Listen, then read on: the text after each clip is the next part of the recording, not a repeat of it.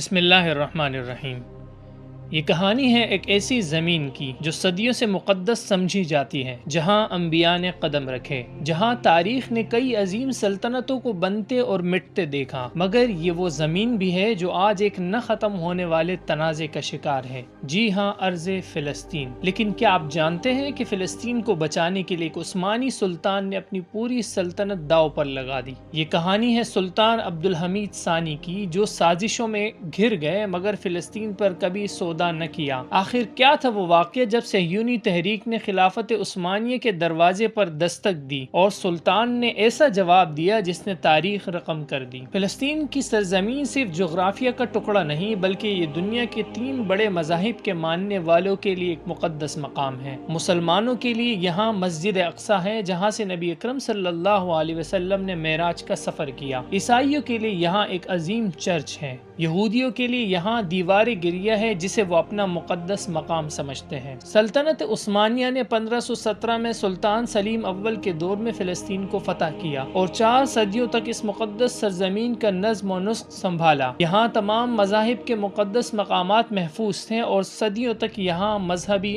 ہم آہنگی قائم رہی۔ مگر 19ویں صدی کے آخر میں حالات بدلنے لگے۔ 19ویں صدی کے آخر میں یورپ میں صہیونیت نامی ایک تحریک ابھری جس کا مقصد یہودیوں کے لیے ایک علیحدہ ریاست کا قیام تھا اور اس کے لیے ان کی پہلی نظر فلسطین پر تھی۔ 1896 میں ہیزل نے اپنی کتاب یہودی ریاست لکھی جس میں اس نے فلسطین کو یہودیوں کے لیے قومی وطن بنانے کا مطالبہ کیا۔ اس کے بعد 1897 میں سوئٹزرلینڈ کے شہر باسل میں پہلا صہیونی کانگریس منعقد ہوا جہاں فلسطین کو یہودیوں کی ریاست بنانے کا فیصلہ ہوا۔ لیکن یہاں ایک رکاوٹ، فلسطین خلافت عثمانیہ کے زیر تسلط تھا۔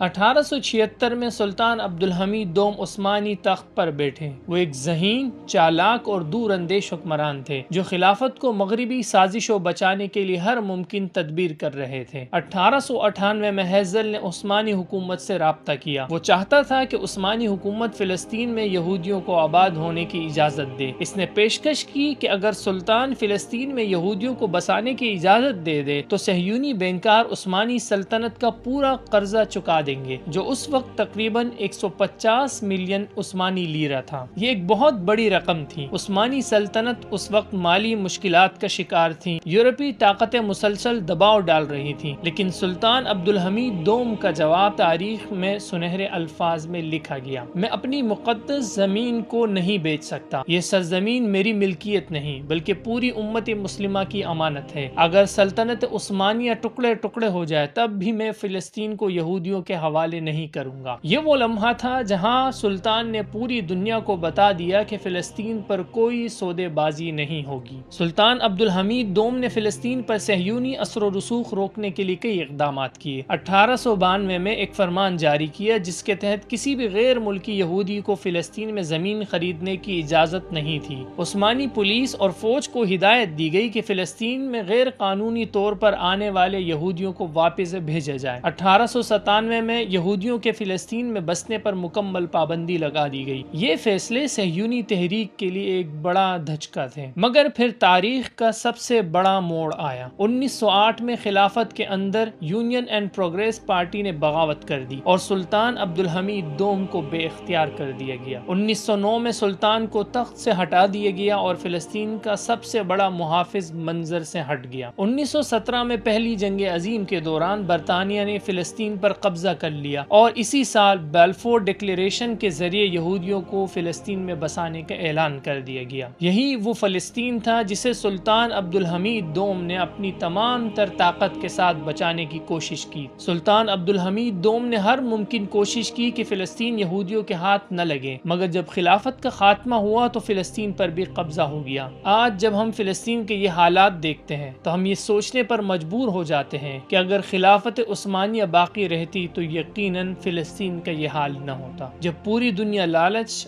دھوکے اور سازشوں میں الجھی ہوئی تھی، جب خلافت کے اندر ہی غدار پیدا ہو چکے تھے، جب یورپی طاقتیں مسلمانوں کی سرزمین کے ٹکڑے ٹکڑے کرنے کا منصوبہ بنا رہی تھی، تب بھی ایک مرد مجاہد، ایک بہادر حکمران، ایک سچا خلیفہ پوری طاقت سے امت کے حق میں ڈٹا رہا۔ سلطان عبدالحمید دوم صرف ایک بادشاہ نہیں تھے، وہ امت مسلمہ کی آخری ڈھال تھے۔ انہوں نے اپنی سلطنت کو کمزور ہوتے دیکھا، اپنی حکومت کے خلاف خلاف بغاوت دیکھی، مگر وہ اپنی زمین کے 1 انچ بھی بیچنے پر تیار نہ ہوئے۔ وہ جانتے تھے کہ اگر فلسطین کا سودا کر لیا جائے تو صرف ایک خطہ نہیں بلکہ پوری امت تباہ ہو جائے گی۔ آج ہم فلسطین میں جو کچھ دیکھ رہے ہیں وہ اسی سودے بازی کا نتیجہ ہے جو سلطان عبدالحمید ثانی کو ہٹانے کے بعد قیادت نے کیا۔ اگر امت نے سلطان عبدالحمید کی بات سمجھی ہوتی، اگر اس وقت خلافت کو کمزور نہ کیا جاتا تو شاید فلسطین کا مقدر آج کچھ اور ہوتا۔ وہ ایک تنہا سپاہی تھے جنہوں نے آخری دم تک اپنی امت کی عزت، اپنی مقدس زمین اور مسجد اقصی کے وقار کے لیے جنگ لڑی۔ آج ہم فلسطین کے حالات دیکھتے ہیں تو تاریخ ہمیں ایک ہی سبق دیتی ہے: سلطنتیں کمزور ہو سکتی ہیں مگر اصولوں پر سودے بازی نہیں ہونی چاہیے۔ سلطان عبدالحمید دوم کے وہ الفاظ آج بھی تاریخ کی گونج میں محفوظ ہیں: میں اپنی مقدس زمین کو نہیں بیچ سکتا، یہ سرزمین میری ملکیت نہیں بلکہ پوری امت مسلمہ کی امانت ہے۔ یہ جملہ صرف ایک انکار نہیں ہے، یہ غیر متزلزل ایمان،